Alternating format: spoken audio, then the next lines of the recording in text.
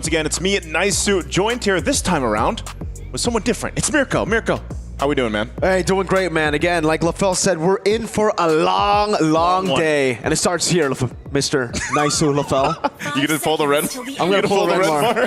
Hey, we're jumping to the game, ladies and gentlemen. A crucial match for all the teams right now to move on forward. The losers will have to bow out of MWI 2025 here. Once again, we get a preview of this matchup that we saw just a couple days ago where Navi MY swept GG. We'll see if the fates can change here in game number 1 of this best of 3. Now, real quick, I would say, we have to look at the draft and shot. Chunked down a little bit, but like Fasha Bunny said, this is one of her favorite heroes to be picked, and it's actually played really well for a lot of the teams here. Dude, I mean, look at the compositions. I really like the Hilda. The Hilda pick, the Khalid pick, amazing last picks from Navi Malaysia. But as LaFell said as well, Gaimin Gladiators just really need a frontliner. I think the Hylos fits in so well here. Just knowing the fact that Navi, the way that they want to enter towards the backline or dive towards the backline is kind of very honest, right? Having someone like the Hylos to peel is great. Good cover. Then from the passive alone, Nicolette jumps in with a puncture and a Thorn Rose goes really for Wanderer and actually secures it for the team, as Ashley should be able to escape or to use Revitalize. Redmond goes back in, finds first blood in enemy jungle. Nicolette unable to get a trade back, knows how tanky the Hilda is. This is why you like the Hilda, This is why a lot of people like the Hilda, man. I mean, the damage... Okay, she's got the quicksand guard. She's going to be fine. But that's the thing, you're kind of surprised, and I feel like we've seen this a couple times already for MWI, is that kind of burst, but then you get the concussive blast as we take a look at the emblems here too. There's a lot of concussive blasts actually coming out from Navi MY, man. Good tankiness that this lineup also provides, and that's something that Gaimin Gladiators is going to want to watch out for here. Yeah. The only thing I don't like is the fact that the Hilda is placed on roam. I feel like the Hilda is a better matchup up against the CC, as the Khalid can constantly just get pressure in the mid lane. But they swapped it up, Khalid in the XP. It will give them a bit more pressure, especially Turtle 1, just with the Raging Sandstorm. Rina opening it up, Sayori in the bush, recalling. GG, just delay the turtle take. Just gonna delay it out. That Revitalize is almost available from Ashley, so she might want to wait, but great Raging Sandstorm. Arya able to go for the vengeance already. Pops in the curtain call, locks him down. Shaw will be taken down. Panda with the rotation earlier here as Redmond gets melted down. Nicolette picks up the kill, and this should be a free neutral objective to Gaimin Gladiators. Oh, the work that they just kind of put out there. I mean, Ashley was quite low, and I was saying she didn't have the Revitalize. She didn't even need to use it. She didn't have the level 4, but a good opportunity to get that stun off and then lock down the right target, and that was Shaw. So an objective, a little bit of gold lead built up now to 4 Gaimin Gladiators to work through. And I think now when you see the Hylos, like Hylos in specific occasions, like you need that glorious pathway. You need to most likely have even the Revitalize and some of these skirmishes here. And this is also, I would say, for Ashley specifically, a very comfort pick. Like this is one of her picks for the roam. Absolutely. Top. Up top, giving the gank over to Remen. Good Detonata. Phantom Execution to the back as well. Fafao able to cut away. Rita pops in the shield unity. Ashley instantly with Revitalize to react to it. And a disengage from Navi Malaysia. And Naisu, I gotta say, man, I gotta give props over to Midnight because I really like the CC pick as well. First pick, it's kind of risky, In a world where coaches get a lot of hate for random first picks, I love the CC pick right as he saw the Baksha. The CC has been doing great so far. Actually, hold on. Okay, they're not going to commit to this, but that's the thing. I mean, you can actually be quite aggressive on a CC.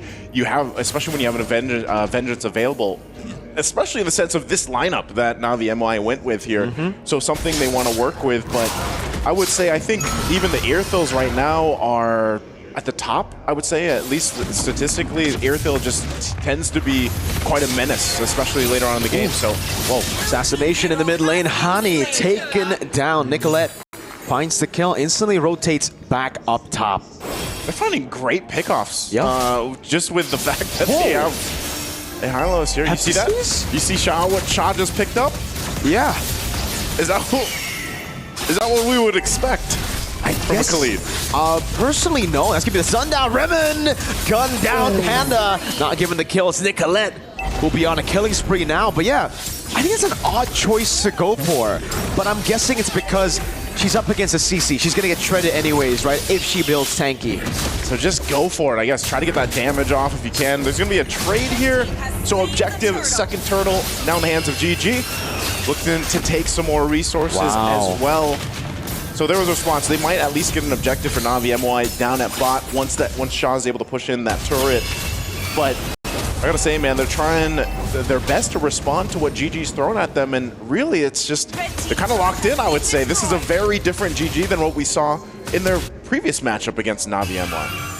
Yeah, it was a stomp the first time they met. Navi MWI dominated through, I would say, both games, right? 13 it was minutes or something like that. Very short games in the grand scheme of things, especially considering how good Gaimin Gladiators are now. 2,000 gold lead. And I really think it's because they finally found the solution to the problem, you know? Some of them were struggling without their comfort picks. Now, Phantom Execution, Nicolette knows that Shah has gone for damage, so wanted to pressure Arena, zoned away, and back to the point. Enabling your players with really good picks, with comfort picks. The Granger, we saw Panda do so well yesterday. Yeah, I don't know if this is going to be a sense too. Maybe it's a little bit of the family buff that we got to see during the panel segment where, again, here for the support for Arya, but, you know, LaFell was right. A lot of people are going to have their eyes on this matchup specifically. Nicolette kind of styling right now too, very confident on this landslide. So another turret's going to fall. They got more space to work with. They're in good position to set up for this next turtle coming up too. Arya on the hunt, but won't catch Fafa. So this is the thing, man. If we look at Navi MWI, how do they stop this from getting it too out of hand? 3,000 gold isn't anything too crazy at this point. I would say even in the sense that with this lineup, they should still be relatively okay to contest, even later on with that first Lord when it does come up. But the biggest thing right now is just kind of not getting picked off. And I would say one of the biggest stuns that's happening here, the biggest crowd controls that's being utilized is, again, this Hylos. Not only the stun that comes with it, but the Glorious Pathway. When that's dropped down, it's great initiation, but it's also good to peel for the entire team, when you think about it. So they get control around this. This is the last turtle. They got control right now. We'll see if Navi MWI wants to fight. Looks like they do. Shield unity to the back. Panda still able to go away. Raging Sandstorm not landing in the back. Nicolette able to win out that red tree battle. Now goes into the back as Fafao continues to push. We'll be able to find one, but Panda gets two big stacks on the Sky Piercer. That was an initiation that they thought the risk was worth it, but Navi MWI loses two, and then Panda picking up a couple kills, plus she gets the Malefic Roar now. So, you know, on this Granger, like we've seen, that scaling is going to be really good. We're going to look at the instant replay here. Yikes. This is, they go for the shot jumps in. Yeah, she goes in with a Raging Sandstorm, mind you, again, to set things up, but you see the Glorious Pathway. It's so good to just kind of cut off crucial points of the team fights. So again, good utilization of the toolkits here from GG. That's why I mentioned early on, right? When we were talking about the drafts, Hilda Khalid, I'd say really good picks, but then the Hylos last pick really covered all of Gaimin Gladiators' weak spots. That's the ultimate from the... Oh, how did he take it down on the side there? Arya tying them up now as Nicolette jumps in with the puncture. Actually misses it out, but the Thorn Rose plus Sayori's damage will be enough as Panda once again stacks two more up on that Sky Piercer. GG is out with vengeance, man. They're locked in. Everything is working out for them, and you know, even under a turret, how do you play against that? So looking at the items, you're gonna see there needs to be a lot of space covered here, especially for Fafao. She's very behind in terms of Panda, and like you said, those stacks are building up. Arya got the orange buff, nice too.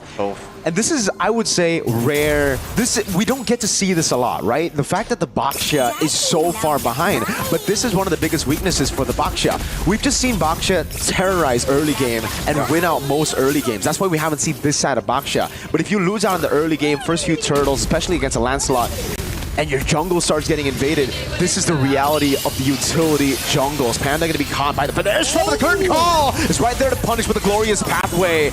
Man, tied up and slowed down. What do? You don't do anything. You can't even fly away with the wings by wings from that. And as you mentioned, you know, the gap continues to build up. Sayori, take some hits.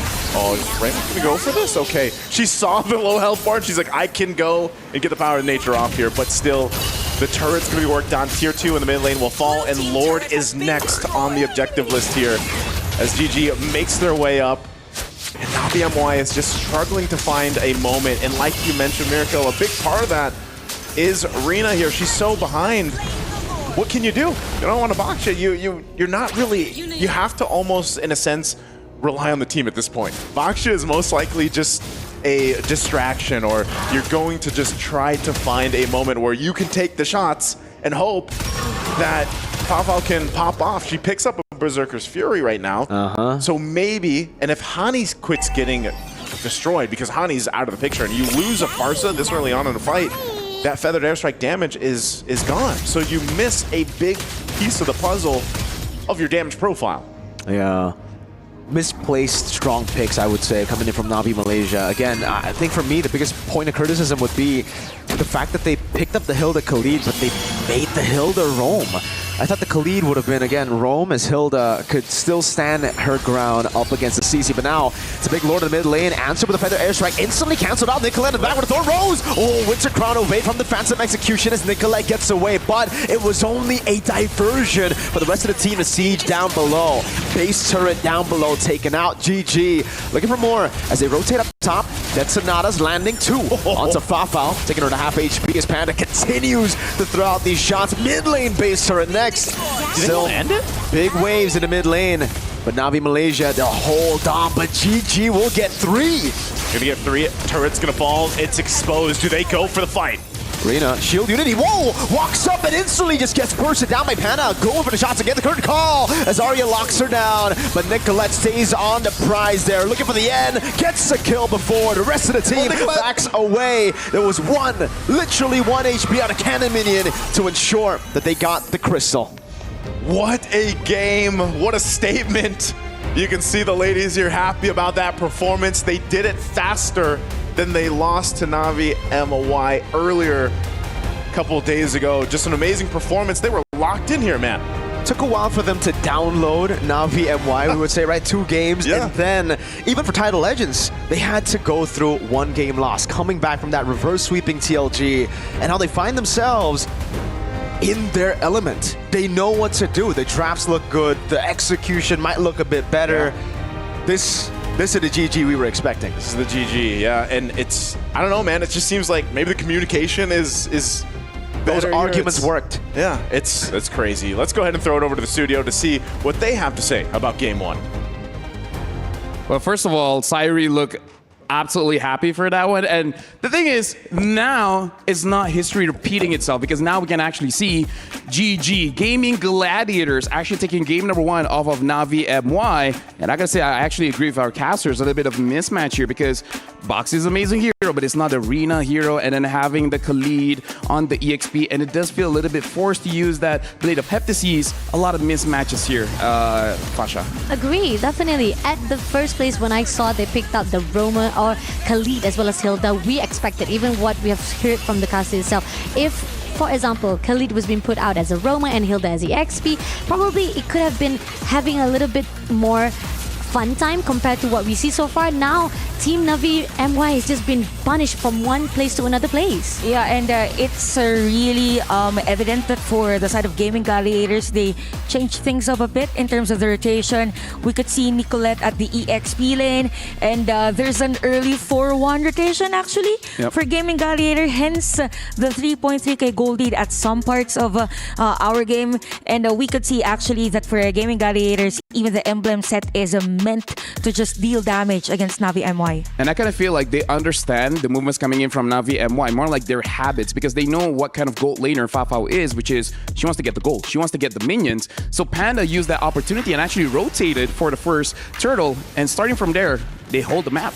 Yeah, that's true. And not just holding the area for Fafao, I think also for Gaimin Gladiators, what really made the difference is that they always get a hold of that purple buff area onto the side of Navi MY. Hence, there is somehow a doubts from Arena and the rest of the team, wherein are they going to initiate a team fight? Are we to do trades? And the Gaimin Gladiators, I think we could see that later on in the highlights, wherein they are to invade the purple buff. They saw that Rina wasn't there, so they let go of the purple buff, went to the turtle, and there was no trade actually for Navi MY. I think this is it, where the Raging Storm was trying to go into the front and they were going into at least invade the front line of Team Gaimin Gladiators. There was not much of a follow-up. There was a little bit miscommunication coming in, even though, yes, Fafao did manage to get a trade, but it was not enough because at the end of it all, not only they were able to get away with the turtle, they were able to steal 2 lives of Navi MY. Yeah, I kind of feel like I only saw one Raging Sandstorm actually hitting, and that was in the base. And at that point, you just don't have enough damage. If it hit during that turtle fight, maybe it would have been different. Yeah, and I think that was also the team fight wherein we saw Gaimin Gladiators just let go of the purple buff. It was 5 seconds, I think. 3 to 5 seconds wherein GG was just at the purple buff, and then they knew, so it means that there's a change, or maybe they know how to assess what is best in terms of the current situation. So that's what I love about the performance of Gaimin Gladiators during that game, and I kind of feel like for Navi MY, they're just really reacting onto what GG was doing all throughout game number 1. So it really does look like Gaimin Gladiators, they have very good control over the map as well as very good decision making. So Navi MY, what are we looking at the changes coming in for game number 2? I mean, drafting-wise, probably just the positioning. Hero-wise, there has never a problem. Just the roles of how they want to actually go in right after the second match. And the fact is, I feel there were certain times that we even saw how the Farsa been used, the Feather Airstrike, opening up too much and to a point that she was in the front line. And Team Gaimin ready to say, like, this is like an invitation for us to just shut you down, honey. Yeah, and now we got to look at the head-to-head here. I believe we're going to be looking at the goal laners. We're going to be looking at Fafao going up against Panda. And one of the reasons why we got to look at is not only does Panda had a good game, but Fafao actually had the counter matchup. She got the Irithel going into the Granger, and yet Panda had an amazing game. I mean, we already seen yesterday where Panda was also using Granger as well, and despite there was a back and forth, I think Gaimin Gladiators say that it doesn't even matter if you have a counter for Granger. Counter Schmounder, I still be able to do it because Panda had the highest, if I'm not mistaken, still dominated that game with 1049 GPM. That shows how much she is confident with the Granger, no matter what counter you give it to her. I think the thing that made her very confident on that game is the formation also of the hero composition of Gaimin Gladiators. I mean, they have the high loss. They even have Sayori to actually stop the players of Navi MY. So Panda was just enjoying the game. You have 503, you have the Sky Piercer. By the way, even Hani was forced at around 9 minutes to build the Winter Truncheon. It just means that majority of the players of Gaimin Gladiators are just diving, specifically Nicolette, by the way. So you have the threat from an assassin jungler that could actually puncture at the back line. And for Panda, you're just doing the Rhapsodies, even the Death Sonatas. So it was masterful draft for Gaimin Gladiators, and we could see, and for this statistics, that we have the highest damage per minute with the Sayori. So it's just supplementary support as to Panda's highest gold per minute. So add that items that Panda has, plus the burst damage that Sayori has, and even those assists from Ashley. Yeah, we can see that Raimundo actually took a lot of damage, but again, she took a lot of damage, but there was no dishing out. And I feel like this is just fundamentally, you're not utilizing your win condition, your draft, because we talked about this during the draft, where looking at the what Navi MY actually had, they had the opportunity to move around the map very, very fast. But they just couldn't do that, right? I don't see a lot of rotations. Partly is because we saw the highest damage did come from Sayori. And I did see Sayori actually poking out Honey quite a lot, to the point where she can't go to the side lane. She has to go back to base. Yeah, I think also one of the many reasons why it was effective for Gaimin Gladiators, or why Navi MY was confused, because even the Khalid was forced to just stay on the lane. I mean, if you're up against a Hylos and that type of hero composition from GG, it is expected that Khalid or Sha will be up front. But I think there was a moment in our game that she was the one doing the split push, and it's not advisable to have a Khalid to do that. You want Fafao to actually do that. Agree, because you want to be fast. You don't want the moment when you're trying to go into push, people can actually go in. Your opponent will be able to catch you on your action and grab you straight away in that moment. But at the same time, we do have to give so much credit credit to Gaimin Gladiators. Not just the map control, it's the fact that the invasion that they've done to a point that Team Navi MY, they couldn't even go out of their own way to make sure that they have be able to push through, because again, once you are being controlled by your own opponent, you can't do anything out of it.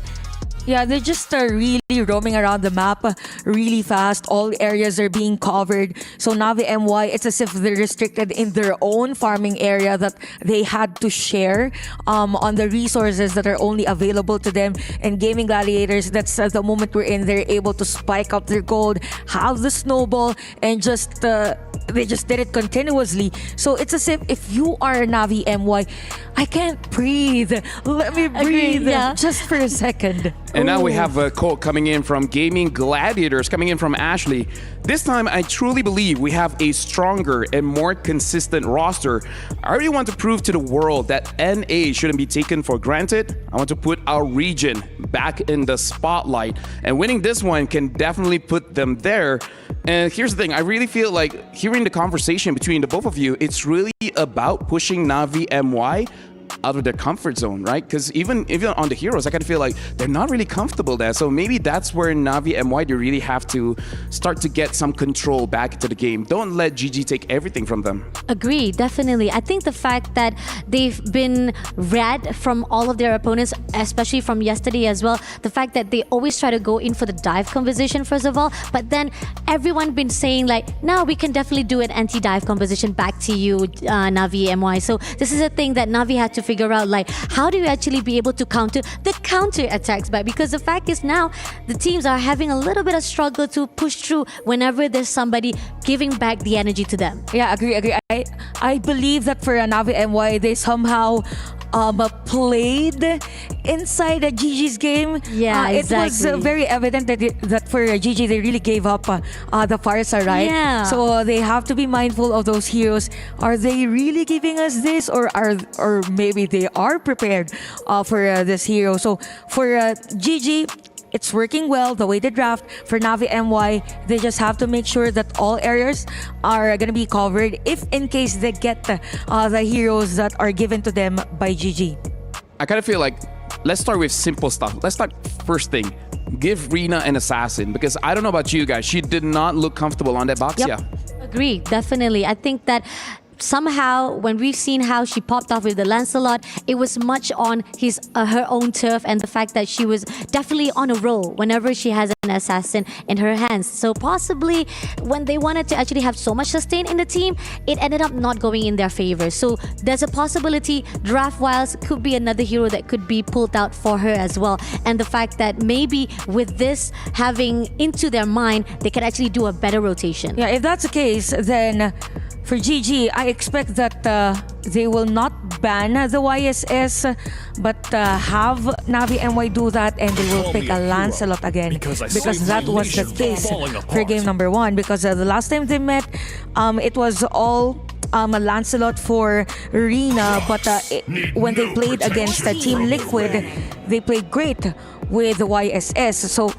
Yeah, so they banned it out. They are the ones to ban it out. I believe if that's the case, then GG will go again for the Lancelot, or maybe even have another hero that is on the sustain, which is the Fredrin. I mean, looking back at the NA qualifiers, because Nicolette is an amazing jungler, one of her highlights that I saw during that time was that Hayabusa. So that's also part of the equation in terms of heroes that they can pick off. So looking at Navi, very interestingly here, they really respect Sayori on this Zetienne. So I really want to see if there's any priority coming in mid, because both the Kimi as well as the Farsa are still open. And for Navi MY, an additional Selena as well. I mean, we did saw how crazy Zetien's been poking off away all the rotation that was done by Navi, and those are the things that is crucial for the movement of Navi MY itself. So they definitely want to make sure that it is a respected band that they want to be aware of coming into the second match. But then again, we do see that it seems that Farsa and Kimi will still be open up as they put out Gato Kacha instead as the ban priority. They are just limiting the options of Gaimin Gladiators, because there's a high chance they pull off Zetian and Gatot both at the same lineup. So Navi MY did the research about that. So GG, you have open heroes. Kimi, although Kimi isn't really working well. Yeah, this time, 16% win rate. That's insane. Honestly, there is a lot open. Kalia's open, even though we don't see a lot of teams prioritize it overall. It's too early, but some teams. Badang. I feel like Farsa is an okay one to open with, but it looks like they are gonna get that Kimi. And I feel like Navi MY, they predicted this because they wanted that Farsa by banning out that Zetian, but right now they don't even have to take it because they gotta assume that this Kimi is going mid, so maybe they will take Farsa on red 3.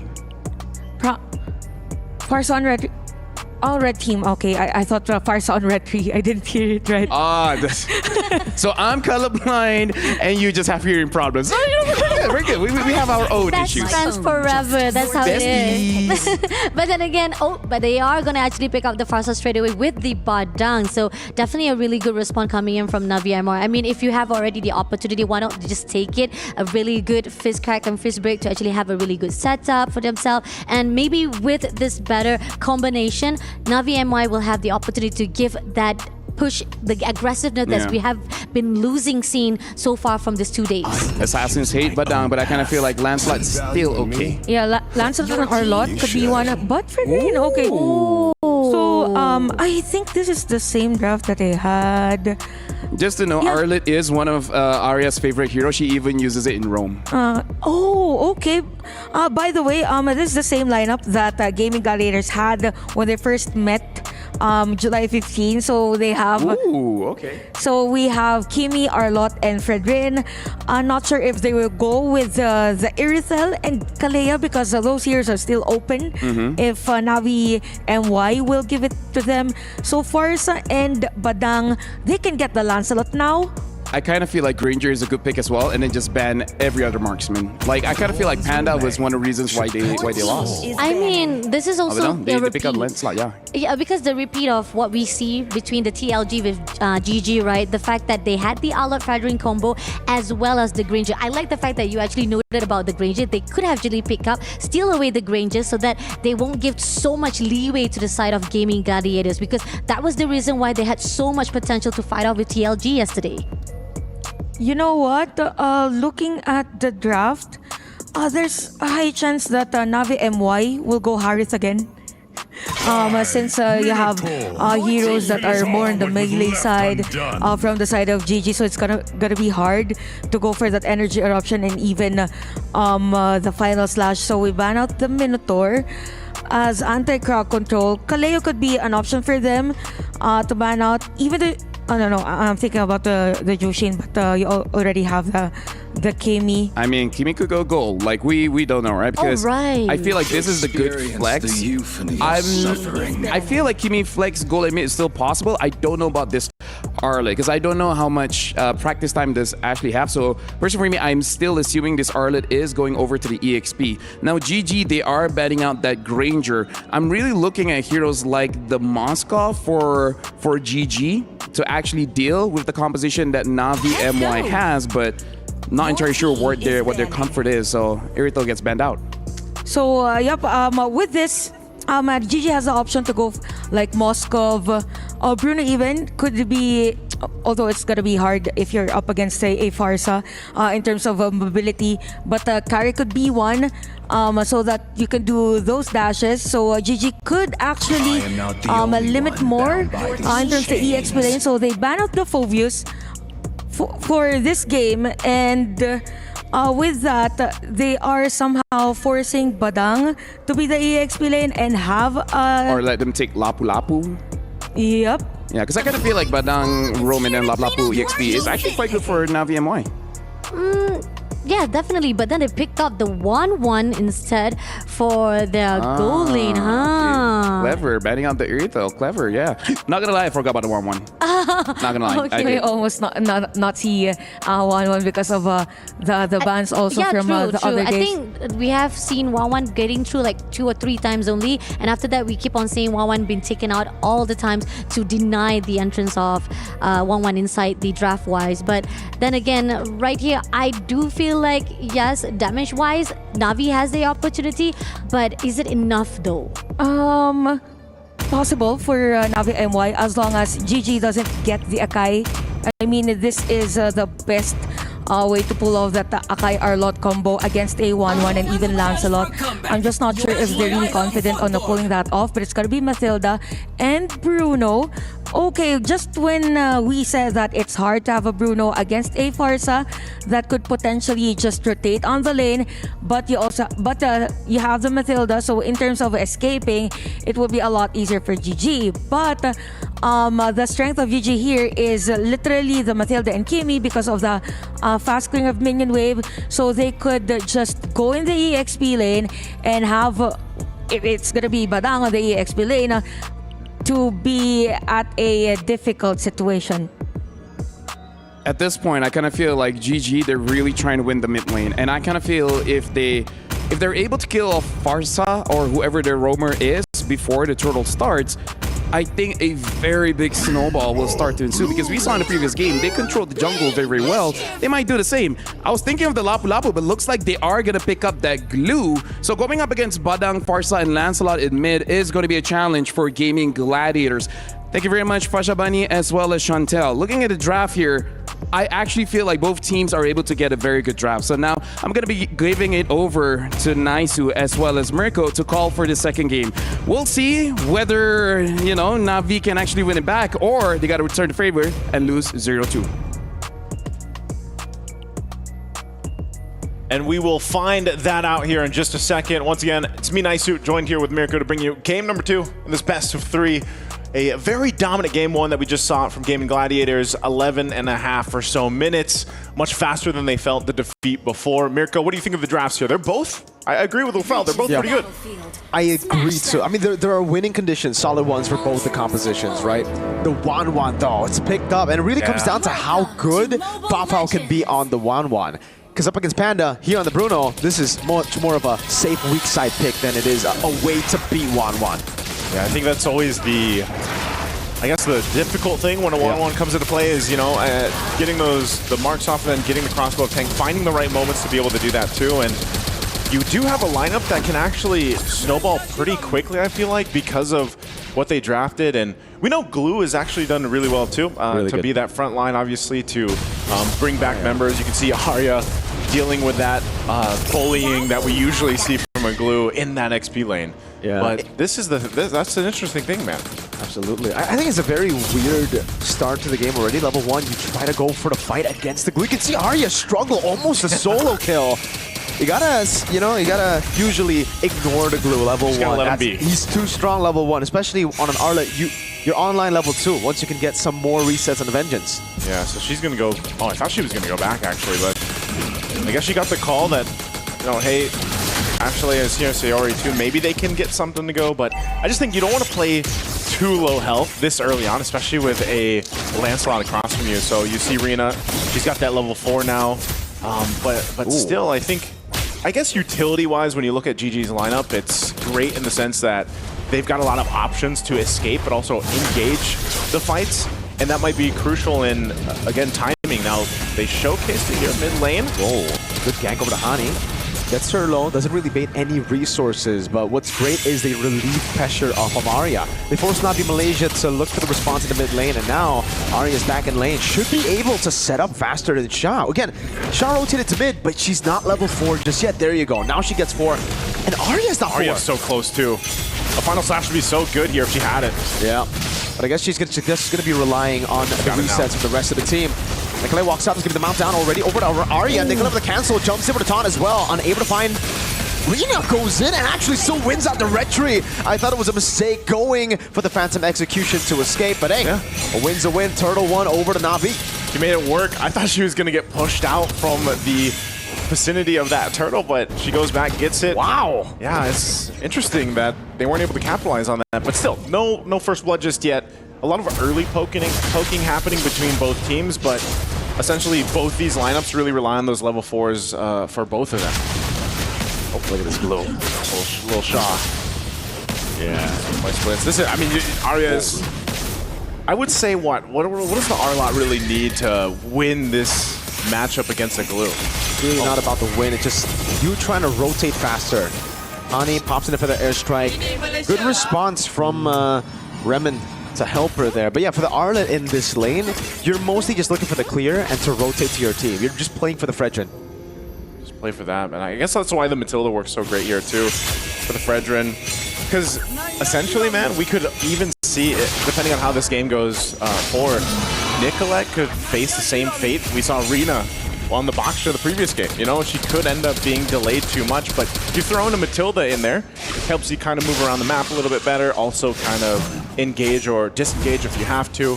And nonetheless, when the objectives comes up, you're still, you know, that tanky hero that we're used to seeing with the Fredrin, but you get some added bonus with the utility. Now the Bruno too for Panda I think is a big thing because let's jump into this.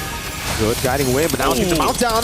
Good pin as well with the fist crack. Now Nicolette still able to dash away. Sayori pushes on those laser beams. The Worldie slowly but surely chunking those HP bars low as Sayori continues to zone in the mid lane.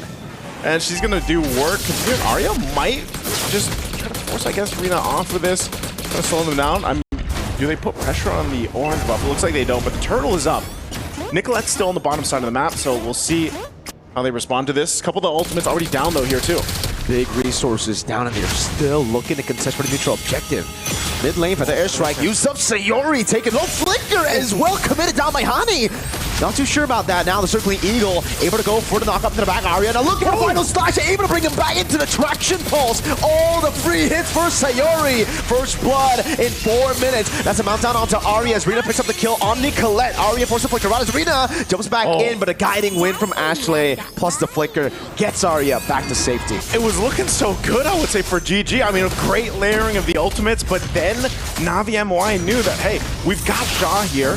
She can tank up quite a bit of damage, and then Rina came in at the right time, too, to capitalize on cleaning up some of the health bars and getting some of the kills there. But objective now in the hands, second one for Navi MWI. Definitely a better start for them, but GG still keeping things kind of under control. We're not seeing a big gold gap or deficit that they really have to work for. There is starting to be a little bit of a deficit between the junglers, like we mentioned. Rina level 9, Nicolette level 7. And so Navi MWI, if they want to transition the game plan of let's keep pressuring Nicolette, let's keep pressuring the side of the jungle if we can, then they build up on that advantage, and that might be what they look for here. Hani does pick up a glowing wand, so she's got that. She's been very, you know, happy on the feathered airstrikes, man. She's been popping those off really early on, but I think maybe that's what you want to do, at least in this situation, where you just kind of let those feathered airstrikes go, knock some of the health bars down. I think you have to put pressure on Sayori, too. She's been kind of free hitting for a lot of these skirmishes early on. I agree. I think the big also ways that Navi have been able to turn the tides around in the team fights has been through Shah. Like just getting the mount down there and having Navi Malaysia basically have free hits on him, isolating that target has been massive for Navi. And for GG, I guess at this point, they got to choose. Either they put respect on the glue by playing it a bit more, you know, they play it with more kiting, right? They just go back and forth. Or they commit all the way and just try to win out before the glue can actually have a say in the fight. Shaw's already so tanky. I mean, just early on. They are going to get a turret, though. It's going to be a trade across the map as Arena gets the tier 1 up top. So a little bit of trade here happening, but all set up. We're 20 seconds away from that turtle. So we're going to have to see Navi MWI get in position. Actually, half health, taking a couple shots. Has to respect that damage. And again, this might be a standoff, but look at the push happening, too, from Fafao. Still up top. She might get a little bit of damage on that tier 2. Not sure how they want to play this. It looks like they want to pressure this out, especially with Raymond having that flicker. Shaw, though. Yeah, they're going to go all in onto Shaw. Final slash as well. But the meltdown comes in, just barely able to flicker out the worldie. Fade away. Nicolette gets out as well. But look at Fafao utilizing that skirmish as a distraction to claim a structure up top for free. It'll be traded with a turtle. But at this point, I think the tier 2 is a bit more worth it. Yeah, that's going to open things up. She's just a couple hits away from getting it. Nicolette will get the turtle. I wonder if they want to continue fighting. Some big items being picked up here too. Across the side, Berserker's Fury for Panda. You got the Flask of the Oasis now for Ashley online. That turret finally goes down here. So Navi MWI, Mirko, they're playing for the macro here. That's the advantage they want leading into that Lord when it does come up in about a minute and a half. You really wouldn't expect that, honestly, right? If you look at Navi Malaysia's composition, it really looks like more of a team fight comp, especially with the Wan. But they've done things really well. Gotta give them props. Now, Melfic gun done as well for Fafao. Big power spike here. How good is that for the Wan? It's really good, dude. I mean, again, the limitations for the Wan, the restrictions usually is the fact that you just have pretty bad range. Yeah. You get outranged by a lot of heroes, and then by the time you get close, you get CC locked. Your skill 2 gets baited out as well by, again, the amount of CC Gaimin has. So having that means that you can shoot, you can get the crossbow attack online much earlier. Feather airstrike over to Sayori. 2 shots landing, 3 on Ashley. The turret up top, traction pulse. Oh! Final slash landing, but it's only it's Remen. Gets a pin down in the back now as Fafa looks for the crossbow tank and won't be able to find it. On one member, Arya will have the crossbow tank popped on her. Translating over to Nicolette now as Fafa has to respect the damage from Panda. So much coming down, but it will just be a 1-for-1 roll for XP. Trading each other here. Still, the focus is mid lane. They might be able to go ahead and get a little bit extra damage, but Sha. Massive mount onto Panda, flicker out already, and now Sha finds herself in a tough spot. 1v4, no one's there to follow it up though. Slight tackle in Nicolette, looking for the chase. This is what Glue does. They're hesitant for some reason, but finally they decide, no, she's alone. Sha gets away in the end. The hesitation killed Gaimin Gladiators. I don't know why there was the hesitation, They but thought it was a bait or something. I guess so. And that's what Glue does. How many times have we seen the Glue do something like that? 1v3, 1v4, and still survive to tell the tale. So a big moment there to happen. The Lord is up. Hani gets a Divine Glaive. We've already seen how much damage Hani's able to do. Now you have a Divine Glaive. You have that magic penetration to help you out. As I say it, you can see the damage charts. They are unreal. We're going to look at the instant replay once again. Shot 1v4. They could have committed to this, I think, you know, maybe capitalize on the kill, but even Nicolette, she thought maybe that they were going to actually get it, but they don't. So Shot, once again, proving that this Glue is a huge value pick for Navi MWI right now. But the Lord is up. We'll see how they play this out. We still have the junglers going to go ahead and focus on getting prepared for this. Ooh, Remen. Fist crack, lock in Sayori. Let's give it all in with the final slash as well. Sayori kiting back, but will be taken down inevitably here. Mounted up as well. Rina doing work in the mid lane, getting the assassination onto Arya, and now straight to the neutral objective. Navi, they're back in game 2. I think Navi is the, you know, they're seeing the hesitation, they're seeing some of the mistakes that GG are making, they're punishing it, and they're capitalizing on that. Because even there, Gaimin Gladiators, I feel like, didn't know, like, should we... Like, some of them went back to base, some of them were there around that side of the jungle, and they go back here. They'll have to find a defense now. You're looking at the items breakdown, at least for the gold lane, neck and neck in terms of items and gold. But again, a big disparity still between the jungle. And that's the biggest thing. When you are a utility jungler, we talked about this in game 1. You know, but it was flip-flopped here. What do you have to do? Now, Fred is still essentially that front line that can tank things up. You, of course, have that crowd control in the kit that works for you, too.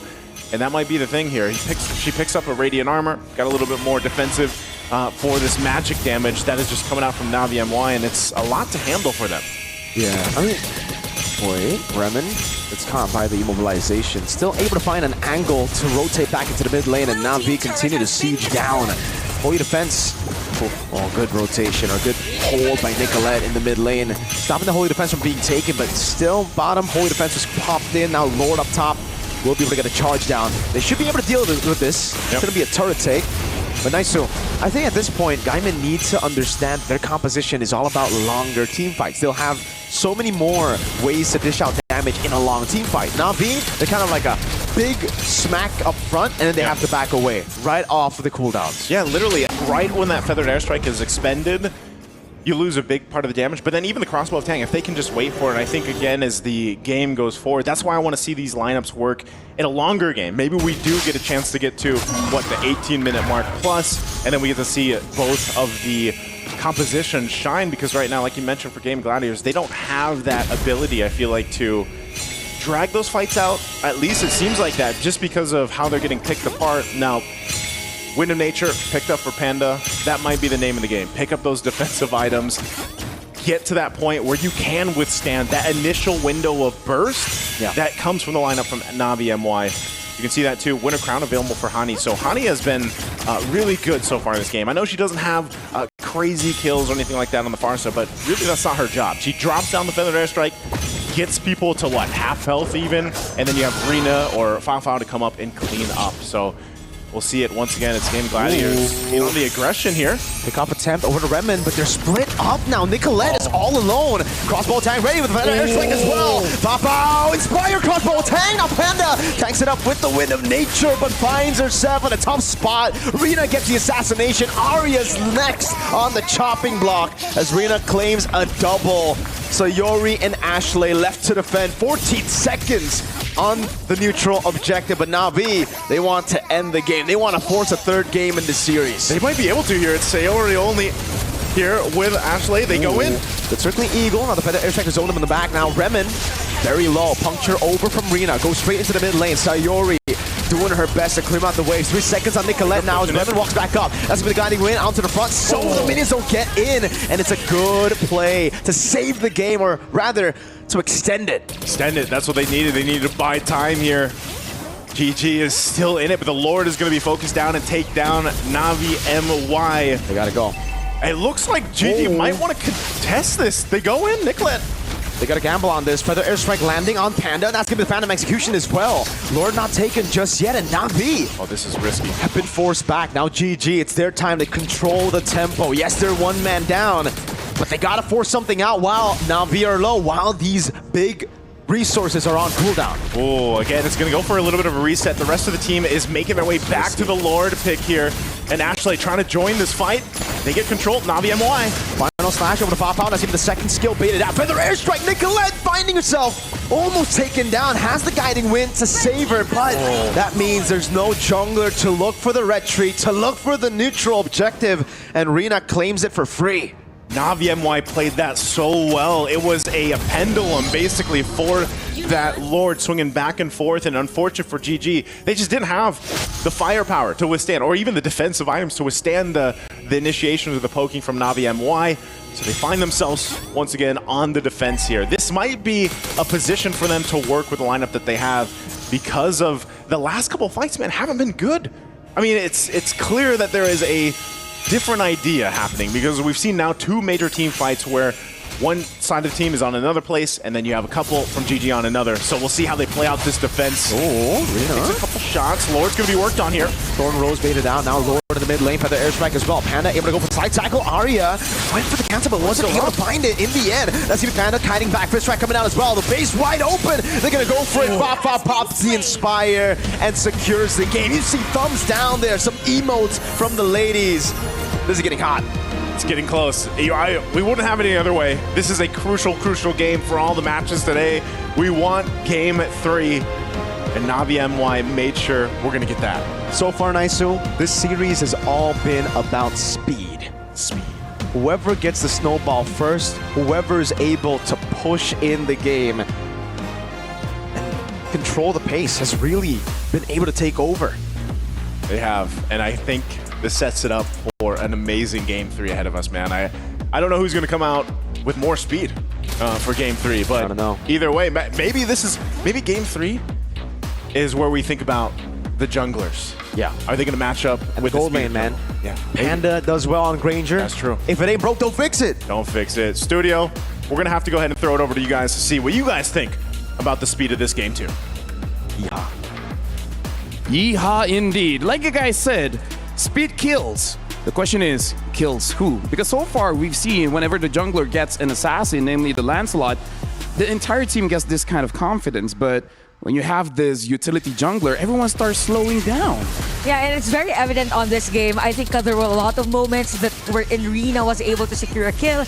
Like this, for example, when she had a double kill, when in fact Gaimin Gladiators still need to position themselves before going to a counter engage. So it's just Rina puncturing all throughout the players of GG, and you also have supplementary damage and even supplementary crowd control and all those layering of skills from Navi MY. And I gotta say, I'll be honest, both teams played really well and smart for game number 2, that we actually saw moments wherein they're forcing each other to commit mistakes.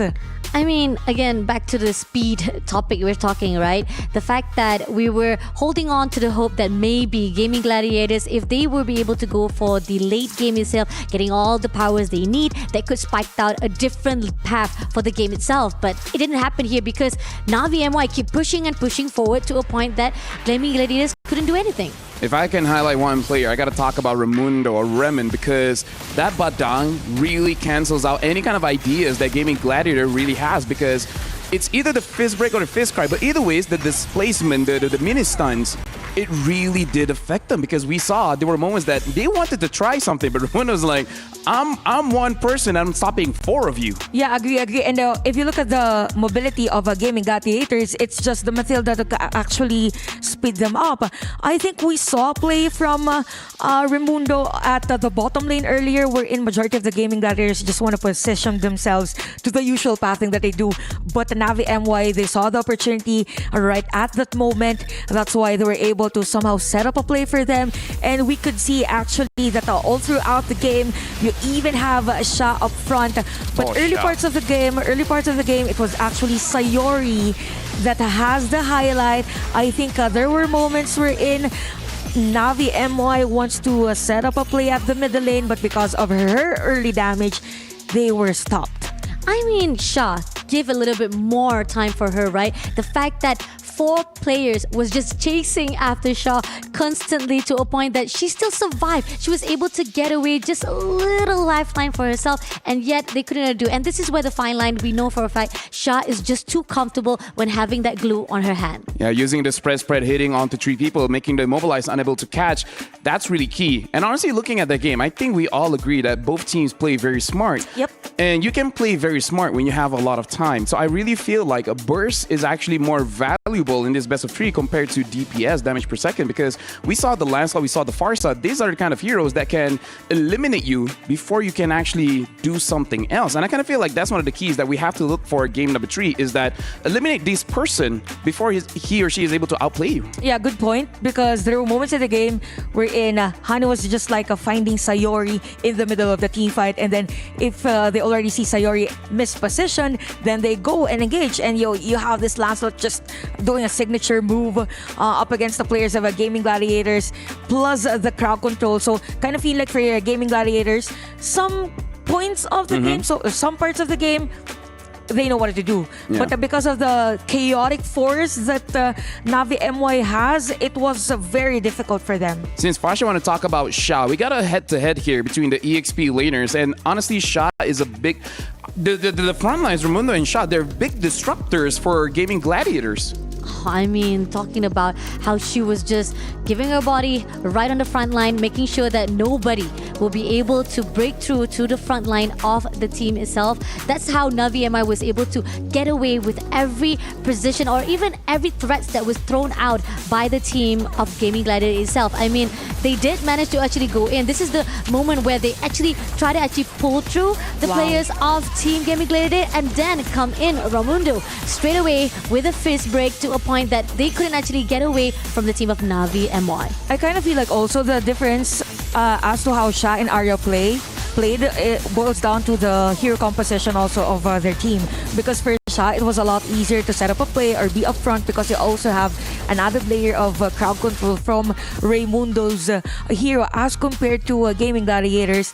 The next crowd control that they will have is going to be the energy eruption or even the guiding winds from the Matilda, and it's not really that efficient if you have heroes from a Navi MY that is more on the aggressive type.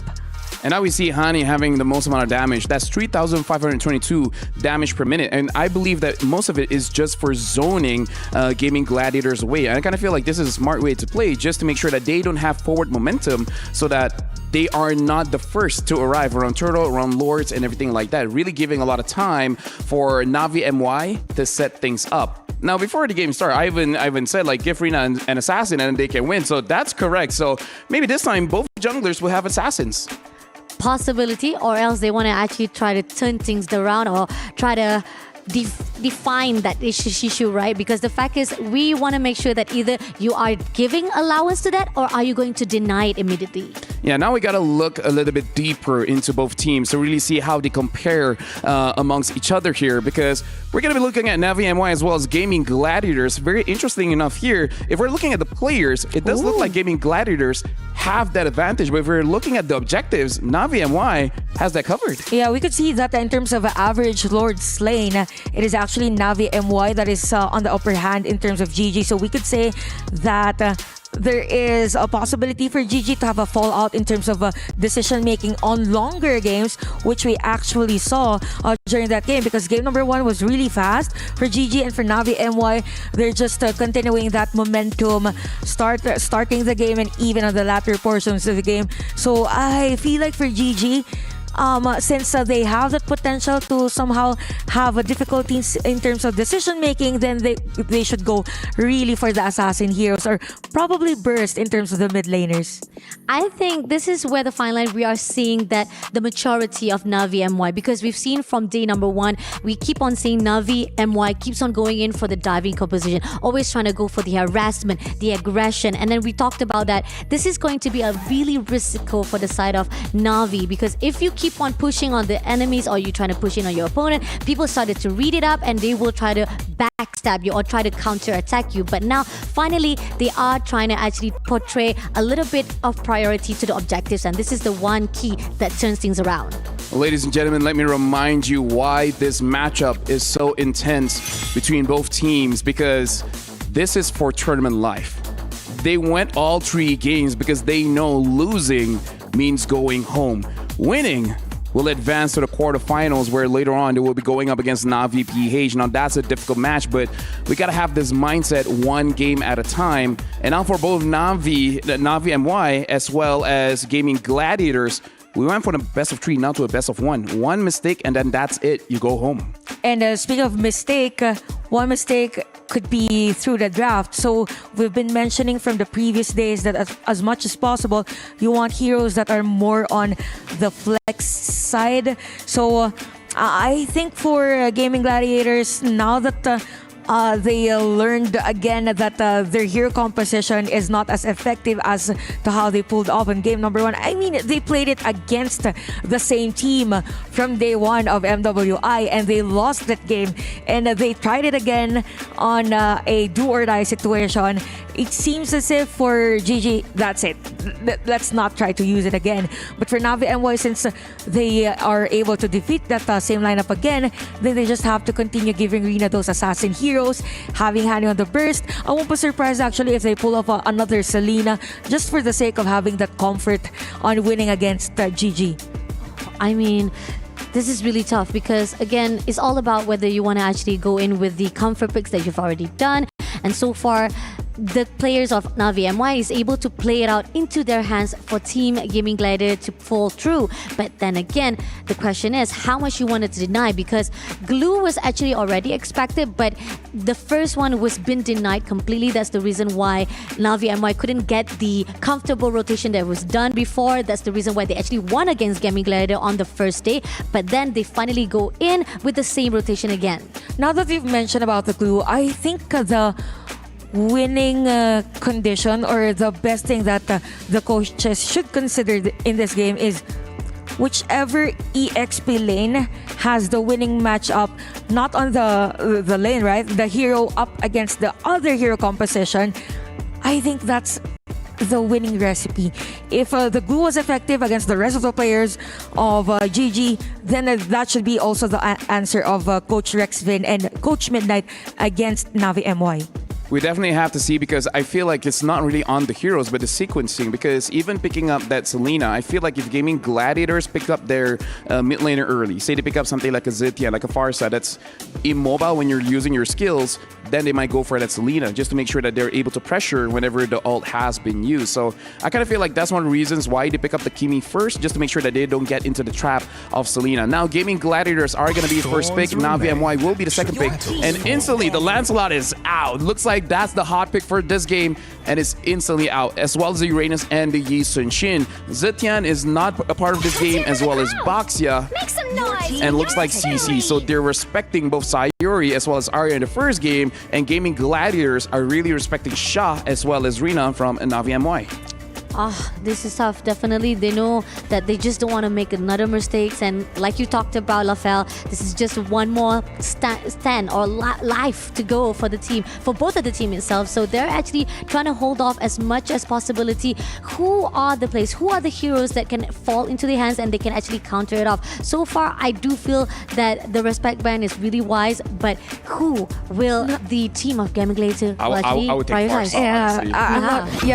It's up to GG if they want to get Kimi again or the Farsa. But No, Granger. Granger. I mean, like, even against a counter, you win. But at this point, Navi can take away that Farsa. yeah. So there's gonna be a trade, right, for GG. So we get the Granger.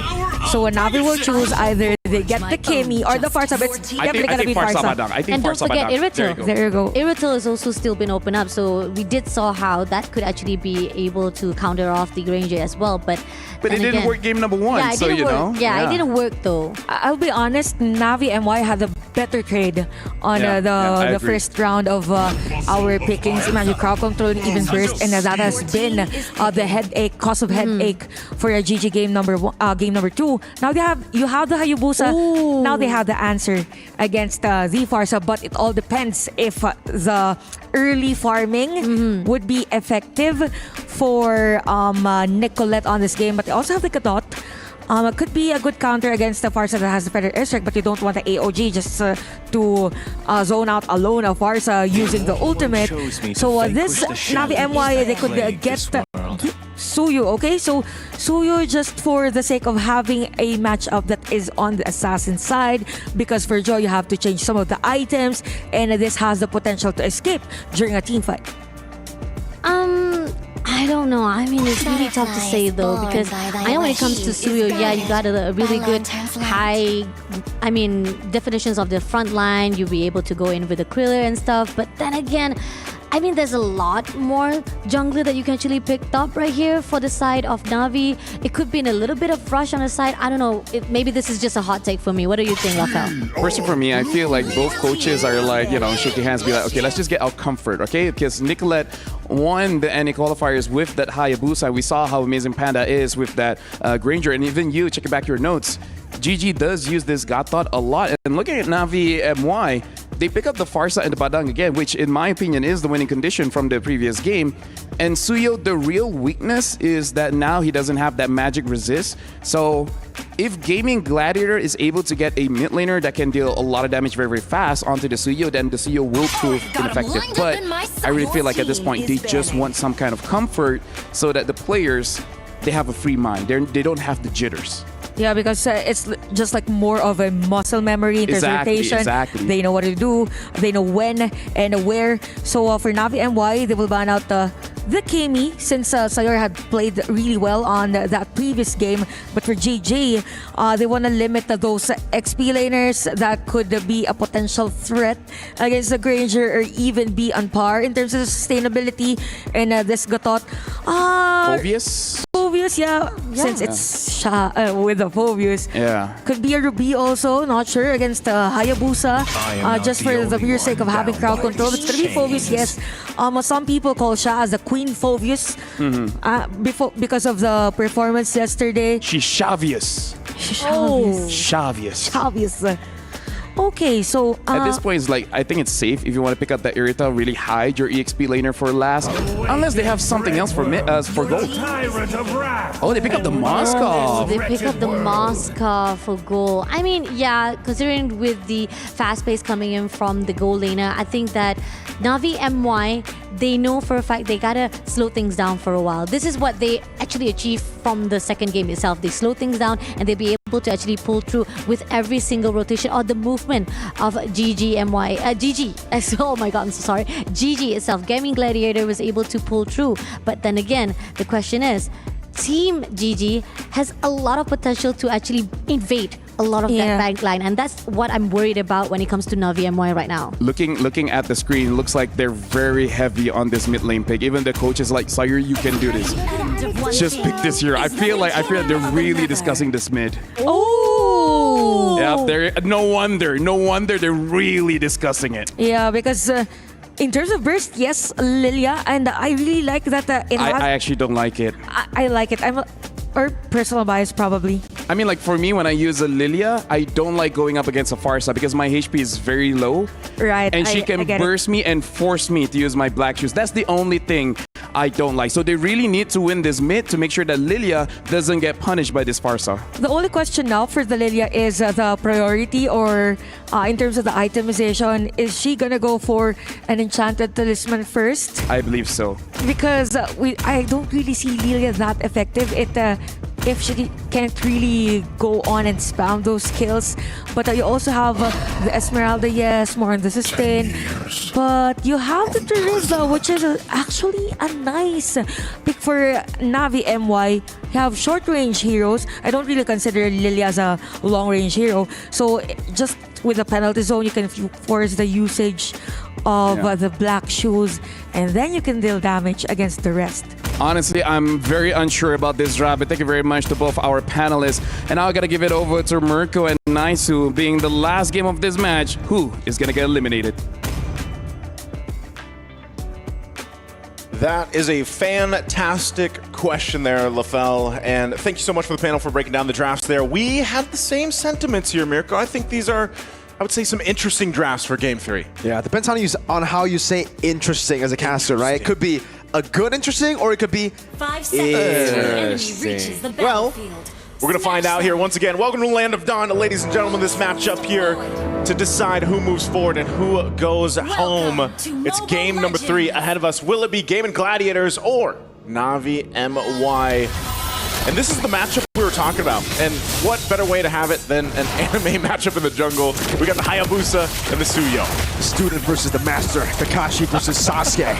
Yeah, I think for the draft, it's the latter. I think it's the interesting choice for GG. Just because of Lilia, I'm not too big of a fan of that. No one's really, that immobile. This is a very high mobility composition, especially the Suyo. So you're gonna have a tough time landing those big damage abilities from Sayori on the Lilia. Well, at least it's great in mid lane clear, right? You should be able to find mid lane prio. But what you use the mid lane prio for is going to be the big question later on. As Ashley goes for the taunt and is unable to get it. You can see, there you go, that mobility. Tivhani just walks, or rather flies away. I feel like it's going to be a little difficult too for Ashley, honestly, with the Ganakacho roam to go ahead and catch people into those unbreakables.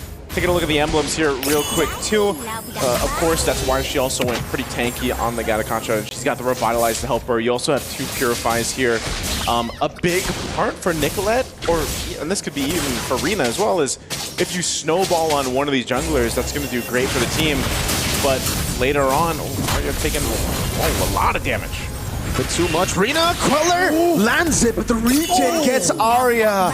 Just a bit more HP to survive, and now it's going to collapse coming in. Sayori walks up as a Blade Surge tap. Rina gets away, and again, what we were talking about, those moves not landing because of those blinks, man. So mobile. So mobile, and that's what's difficult here. And, other than the wave clear, I think you're just going to need more time for Sayori to really pump out the damage on this Lilia. And it really, when it comes down to it, too, I mean, you're seeing how it doesn't take too much for Navi MY's lineup to put pressure on the lineup of Gaimin Gladiators. This turtle is up here. This is going to be a crucial one to start off the pacing of this early game, as Navi MY already gets control, half health on the turtle. Good damage. Penalty zone. Sha onto the turtle. Sayori picks up the kill on the turtle. The glues might have worked in their favor this time, and Ani got chomped off as well by those glues. Sayori heard it. She made it happen. That was the damage that a Lilia can do if you get that opportunity here. The turtle is immobile. Let's go for the turtle. If the least mobile is the turtle, go for it. And so they secure an objective, and it's crazy to think that objective plus those couple of kills get them nearly to a 2,000 gold lead to work with. So GG having some of that control. Also, part of this will be, once again, how they scale into this early to mid-game transition. Here's a look once again with the instant replay. Yeah. They burn a couple of flickers, and then they just get caught in a bad situation, because even the feathered airstrike was, not enough to pump out the damage, and then you have to cancel it out early, and then Hanny gets caught even after using the flicker there. So good response from GG in that team fight. And with that too, Fao she threw the Spear of Destruction to join the fight, but it just didn't land. And it's also just a playstyle diff here when you have Panda on the Granger. This is the reason they first picked the Granger, right? One of the things that we did mention in game number 2 as well, the fact that Panda just becomes so much more active on the map. She definitely enables the team way more when she's on a Granger. In the early game, just adding damage. In the late game, being that executor with 50, 60 stacks on the Skypiercer. Definitely, that's exactly what she wants to replicate from game 1. And that range advantage, I guess if you compare that Granger to the Bruno, for example, in the previous game, it's quite a big difference. And playstyle as well, like you mentioned. So, but still, this is, I think, the highlight for Navi MWI is that mobility that they have here. And they can work around that, especially when they get these, you know, now that they have these level 4s, the battle spells are going to be available for this next turtle. I think they approach this fight in a much different way.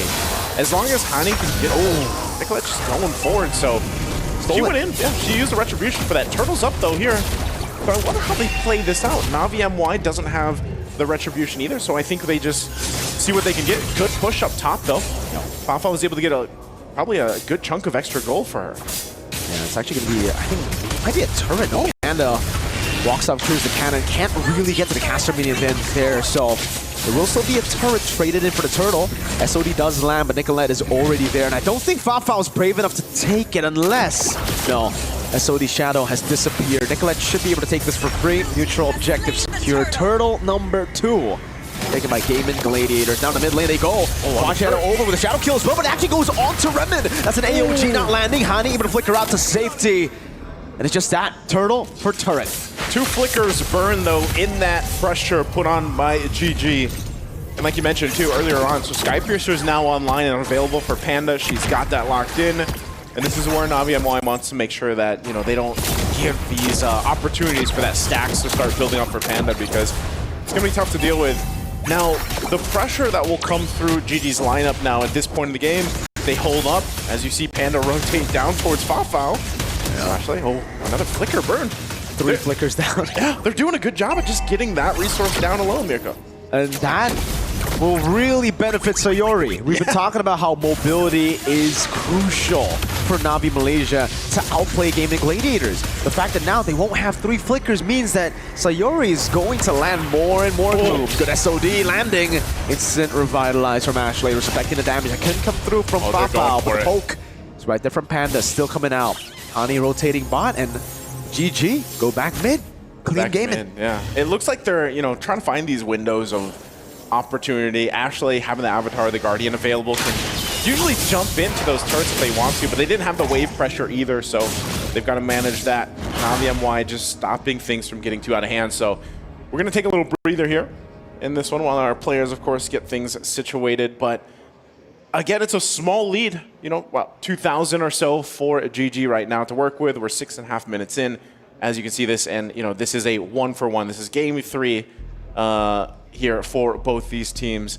I think when we really look at this, though, Mirko, what is that power spike for Navi MWI to showcase here, to show up? Because as mobile as they are, it seems like they're kind of just lacking maybe a little bit in terms of the fighting power that they have against the lineup that GG has. I think the main win condition was definitely win out Turtle 1, grab a snowball from the start of the game, and see who's faster, right? See if they can catch the speed. And Navi Malaysia, they weren't able to do it.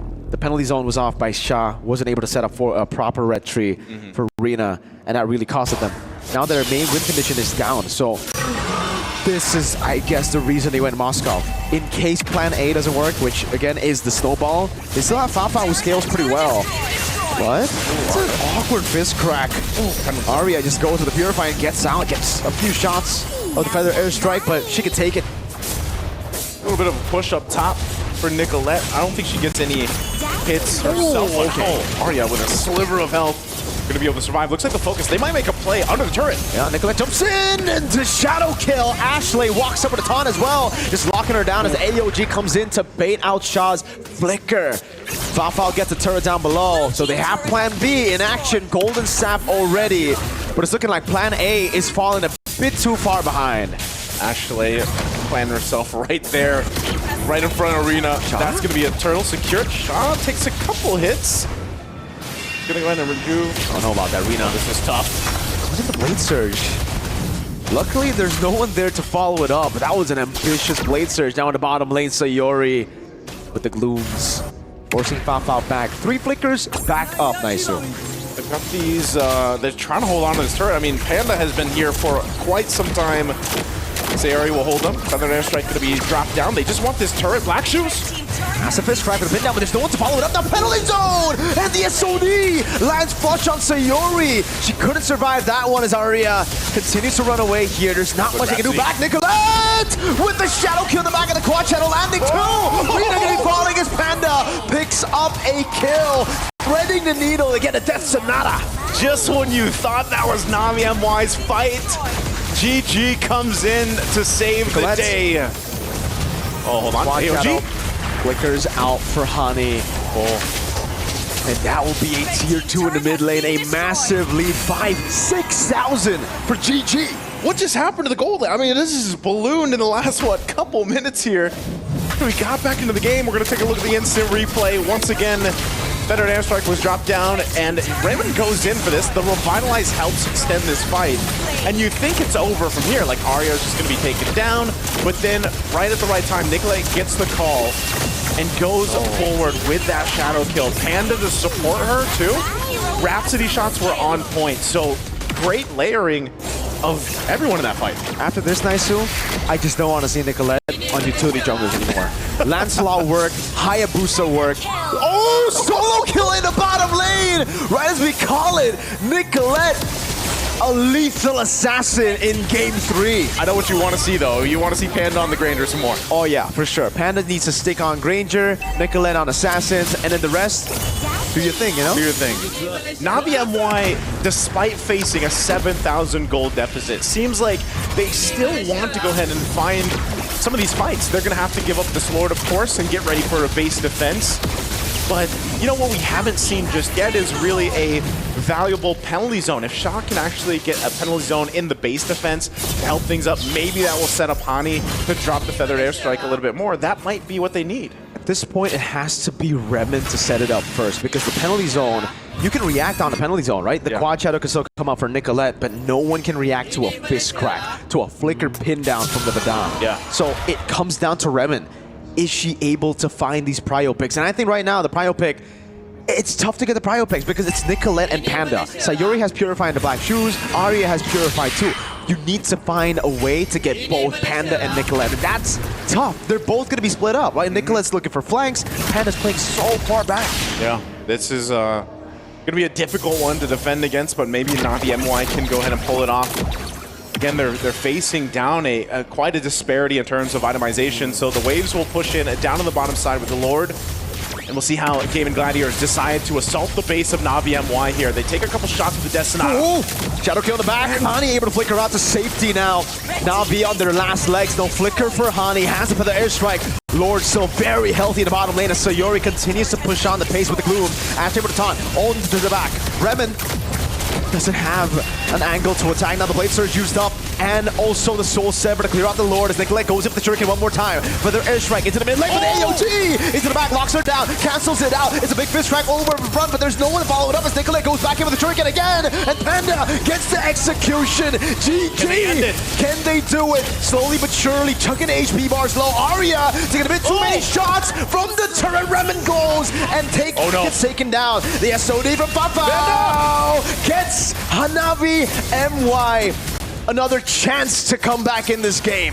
Navi MY will stop Gaimin Gladiators from ending the series there. It looked so close, but yet it was so far. A great defense from Navi MY to play around, clearing the minions to keep them at bay, but then also staying into the fight. Looking at the instant replay here, Ashley jumped into backside to put pressure on Hani, but also the team was cut off from Raymond, so it was really good setups from both sides. But then even so, the waves were cleared out. They didn't have any waves pushing into this fight. And then that Spear of Destruction that comes forward, forcing this response from Panda. A great decision there from Navi MY. It's always the Malaysian teams, man. It's always have a gold laner Moskov that can turn things around, man. I got innocent flashbacks right there. Happened just last M series. Oh, good pick. Great shutdown. But still, It's a big, big win for GG. Yes, Na'Vi have now gotten another shot at taking or making a full comeback, but it was still two big basers, Naisu. Yeah. We're still on track for a GG win. Gaimin Gladiators still has a healthy lead right now at this point, and they have control of this portion of the map to go ahead and secure themselves this Lord. We'll see if Shaw can give the information, if there's going to be a response. She gets whittled down quite a bit from Rhapsody shots, plus the Glooms and Arya trying to do her best to keep them. Bea, jump in. AOG locks in Rina, that's giving it to Ton as well. Three-man pin down from Remen! Hani gets away with wings by wings as Arya dishes out damage. No Panda to fight. The Lord reset, and Fafao is getting a lot of value up top. GG. The pressure is starting to hurt them bad. That penalty zone, man. Able to catch out Panda. Panda still had flicker. She wasn't able to go ahead and get out of that danger penalty zone. The danger zone is true there. Nicolette. Oh, Nicolette. Okay. The Lord is up. They want to fight for control here. And as you mentioned, this is always the thing with Moscow. The lane pressure, the cross-map pressure you can have is insane. They're going to start the Lord. Wait. Health here. Nicolette has the quad shadow, goes back in now. Give the pin down and the shadow kill over. Sayuri picks up the kill now. Retribution, Rina secures it for the team. Penalty zone not landing as Ashe goes in for the AOG, and Sayuri continues with the Glooms. That's a Blade Surge tap as Shaw gets dealt with by the rest. Sayuri with the shut, or with the cut down onto the side as Rina goes into Blade Surge again. Sayuri with the Glooms just eating up. Hani gets taken down, and the black shoes ensures Sayuri's safety. Remen jumping back, Lord spawning, but it's on the wrong lane. Oh, what can Rina do? And Raymond here. It's a desperate attempt to save the game. GG! With one Cannon in the mid lane, get their revenge and make it to the quarterfinals of MWI. You can see the excitement here from Gaimin Gladiators.